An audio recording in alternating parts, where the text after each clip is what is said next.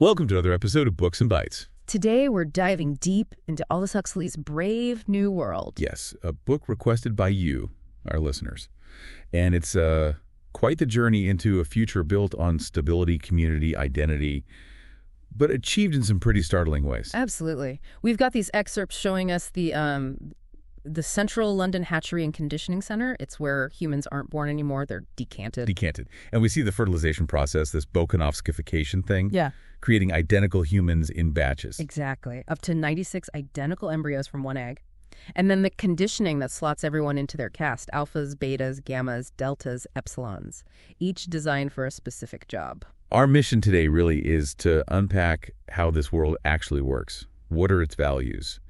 And are there hints early on that maybe it's not quite as perfect as it seems? Definitely. There are little cracks you start to see. So let's start with that tour the director gives. The DHC showing students around the fertilizing room. Right. And the first thing that hits you is how sterile it all is. Clinical. It's completely removed from, the usual ideas about creating life. It's a deliberate coldness, isn't it? Emphasizing science and control over nature. Precisely. That detachment is key.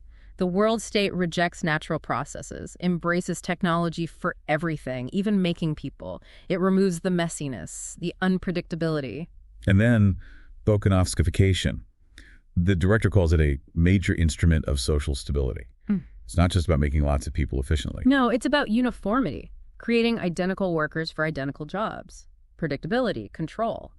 Minimizing differences means minimizing potential problems, or so they think. Which flows right into the caste system. Alphas and betas at the top, intellectually designed for complex roles. And then the gammas, deltas, epsilons lower down, engineered for simpler, more manual work with deliberately limited intelligence. And the conditioning starts, practically immediately. Yeah, even before decanting. They manipulate the embryos with heat, chemicals, lack of oxygen for the lower castes. And then after decanting, the neo-Pavlovian stuff kicks in. Associating pleasure or pain with certain things to reinforce their role. Remember Mr. Foster talking about trying to speed up development? Oh, right. Making epsilons mature faster. But they found 6-year-old minds and adult bodies were just useless socially. It shows how precise they try to be, tailoring development exactly to the needed function. Anything extra is seen as wasteful, even dangerous. And the whole concept of parents, the students react with disgust almost. It's been totally erased. And the director correcting the student, decanted, not born. Yeah. It hammers home how artificial their existence is. Families create loyalties outside the state, right? That's instability. So no families, no parents, just the state and your caste. Exactly. Primary loyalty has to be to the collective. Then there's hypnopedia, sleep teaching. This feels particularly insidious. It's incredibly effective because it bypasses reason. It's not about learning facts, they mentioned, that failed experiment with teaching the Niles links. Right, the kids just repeated it without understanding. But moral conditioning, social suggestions, that sinks in. Gammas are stupid. They all wear green. It becomes ingrained belief, shaping desires and prejudices from infancy. Creating these deep-seated biases that uphold the whole structure. Yeah, and it connects to the suppression of strong feelings, too. Like Fanny telling Lenina that sticking with one person for too long is bad form. Exactly. Strong emotions, lasting relationships, those are seen as dangerous. They create instability, private worlds that might clash with the public good. The controller even says, "Fortunate boys, no pains have been spared to make your lives emotionally easy." Easy meaning shallow, maybe? Avoid the big highs and lows. That seems to be the idea. Promote casual sex, discourage deep bonds, keep things simple, manageable. Which brings us to Lenina and Fanny's chat. Lenina actually wants something more exclusive with Henry Foster. Which Fanny finds horribly bad form. But Lenina's also intrigued by Bernard Marx. He's an alpha plus, but a bit of an outsider. Doesn't like obstacle golf, spends time alone. So even Lenina, who seems pretty conventional, shows flickers of something else. A desire for connection, curiosity about someone different. Right, and Fanny just dismisses Bernard's oddness, alcohol in his blood surrogate. A convenient biological excuse, avoids any deeper questions about the system itself. And Bernard and Lenina are planning a trip to a savage reservation. Yeah, which is a huge deal. These are places where the old ways birth, families, lack of conditioning still exist. It's the ultimate other for them. Lenina's curious, but also clearly apprehensive. It represents everything their world has supposedly conquered. Definitely.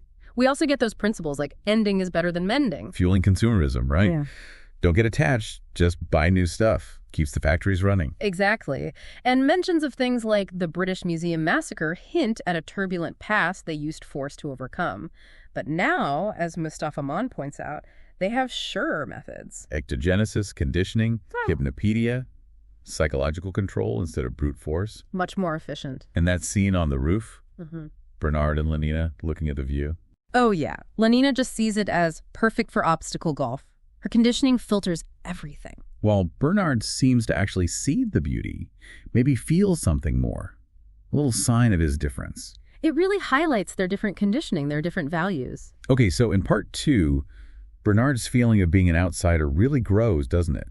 He feels alienated, wants something more. Yeah, and he finds a connection, sort of, with Helmholtz Watson, another Alpha Plus, brilliant with words, lecturer at the College of Emotional Engineering, but also feels something's missing. So even at the top, there's this dissatisfaction, a sense that despite the engineered perfection, something isn't right. Exactly. Helmholtz is successful, admired, but feels his talent is wasted on writing shallow propaganda. He wants to write something meaningful. And we get Lenina's memory, that hypnopedic phrase she woke up hearing as a child. Everyone works for everyone else. We can't do without anyone. Even epsilons are useful. It shows how deep that conditioning goes. She initially found it weird, but eventually just accepted it. It becomes part of the fabric of your mind. Completely. And Bernard's discomfort is really clear when he attends that solidarity service. The ritual gathering, the synthetic music, the orgy-porgy, designed to melt individual identity into the group. Right. But Bernard's late. He feels awkward. He can't quite lose himself in it like the others. He remains separate, an individual. It highlights his struggle to fit in. Meanwhile, Lenina's having second thoughts about the Savage Reservation trip with Bernard. He is odd. Yeah, she thinks about going to the North Pole with Benito Hoover instead. Much more conventional, predictable. It shows that conflict in her, the conditioning pushing her towards the norm, but also that flicker curiosity about Bernard and the reservation. And the fact that permits for the reservation are so rare tells you how isolated and strange those places are considered by most citizens. So they go. And on the flight, Bernard's trying to appreciate the stormy sea below. While Lenina just wants the radio on, music, distraction. She wants the familiar comforts of their world. And Bernard asks her that question, doesn't he? Don't you wish you were free, Lenina? Which just shocks her. She doesn't even really understand the concept and the way he means it. Freedom from what? She's happy, isn't she? Her conditioning is that effective. Then they arrive, and the warden gives them the rundown. Repulsive habits, marriage, families, no conditioning. Monstrous superstitions like Christianity, extinct languages, wild animals, diseases. Everything their world has eliminated. It's a stark contrast. And Lenina is immediately repulsed. Yeah. The smells, the sights, the dirt. It's completely overwhelming for her conditioned senses. And then they meet John, the savage. White skin, blonde hair, speaks English. But like old-fashioned English. Yes, peculiar but flawless, the book says. And the big reveal. His mother is Linda, a beta minus from the world state. She got lost there years ago during a storm. Wow. So he's a bridge between the two worlds, literally. In a way, Linda talks about her life back home, how hard it was adjusting to the reservation. Monogamy, dirt, disease, giving birth naturally. Horrifying to her. She hates the savage ways. And John. He grew up there, but he's clearly different too. He found a book. The complete works of Shakespeare. It became his whole world, shaping his ideas about love, honor, death, God.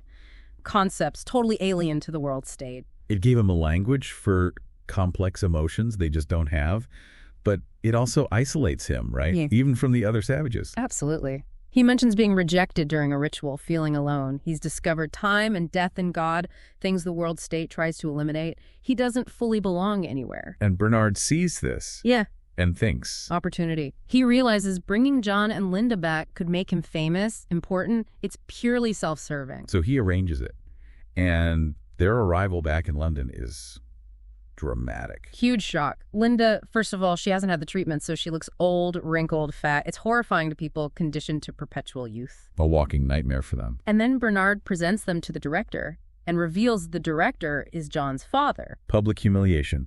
The director resigns in disgrace. The system's cracks are showing. Big time. And John becomes an overnight sensation, be savage. Everyone wants to meet him. Bernard must be loving the attention, initially. His status shoots up. Oh, for a while, yeah. But John, He's not playing the game. He's appalled by their world, the casual sex, the lack of meaning, the feelies. The feelies?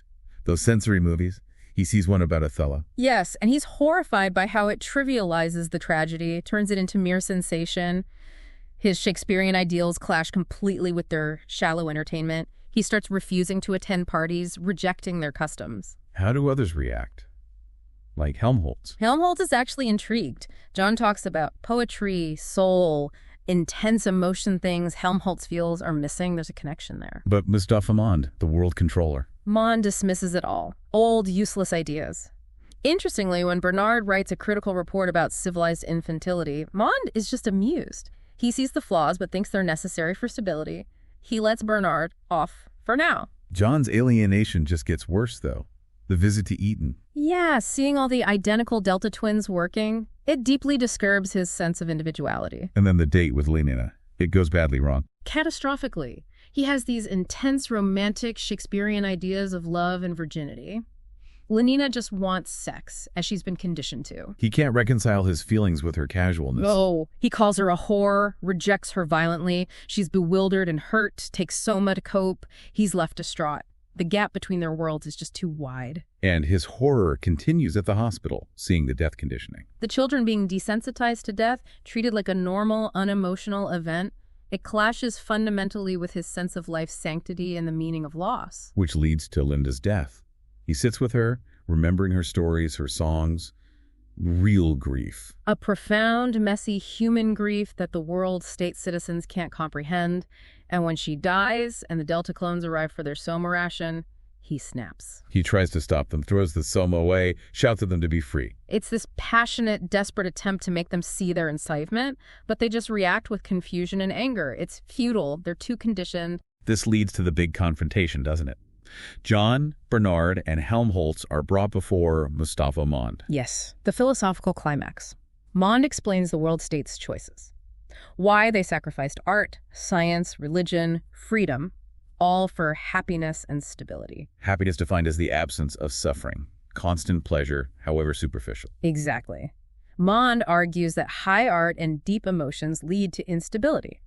Religion becomes unnecessary when there's no loss or fear. Science is restricted because truth can be inconvenient. He talks about the Cyprus experiment too, right? The island of Alphas. Yeah, supposedly proving that a society needs the lower castes. The Alphas just fought until most were killed.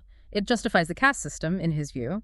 Society needs people conditioned to, like, doing the unpleasant jobs. And God. Mond says God isn't compatible with machinery and medicine and universal happiness. They've engineered away the need for faith, for solace in suffering, because they've tried to eliminate suffering. Nobility and heroism. Unnecessary, too, because they create social instability. And John argues back, quoting Shakespeare. Defending the right to be unhappy. Passionately. He defends the value of beauty, truth, danger, freedom, goodness, sin, even the right to suffer. I claim them all, he says. Mond just calls it madness. Yep. Bernard and Helmholtz are dealt with exile. Yes, exile to islands, which is actually seen as a reward for nonconformists who are too interesting to simply eliminate. Bernard panics, Helmholtz accepts it almost eagerly. But John chooses something different. He leaves London. He goes to an abandoned lighthouse, tries to live a life of solitude, purification, self-denial, grow his own food, whip himself, trying to purge the civilization he despises. But he can't escape, can he? No. The media finds him, helicopters arrive, people watch him like an animal in a zoo, his private penance becomes a public spectacle, a new kind of feelie. They turn his suffering into entertainment. Exactly. And the constant intrusion, the return of Lenina, the chanting crowds demanding the whipping stunt, it drives him over the edge. The ending is bleak. A frenzy, and then he's found dead. It's tragic. It suggests there's no place for his kind of passionate individuality, his deeply felt morality in the face of the world state's pervasive, seductive emptiness. Couldn't reconcile the two. So this deep dive, it leaves you with a really unsettling picture. A society that achieved stability, but at the cost of, well, almost everything we might consider human. The industrialization of life, the conditioning, the suppression of deep feeling and thought. It all serves that one goal, stability. And the contrast with the reservation, however flawed it is, highlights what's been lost. It forces you to think about conditioning in our own world, maybe. the subtle pressures, the consumerism, the focus on easy pleasure. Definitely. And the value of struggle, of difficulty, of authentic experience, even if it involves pain. What makes life meaningful?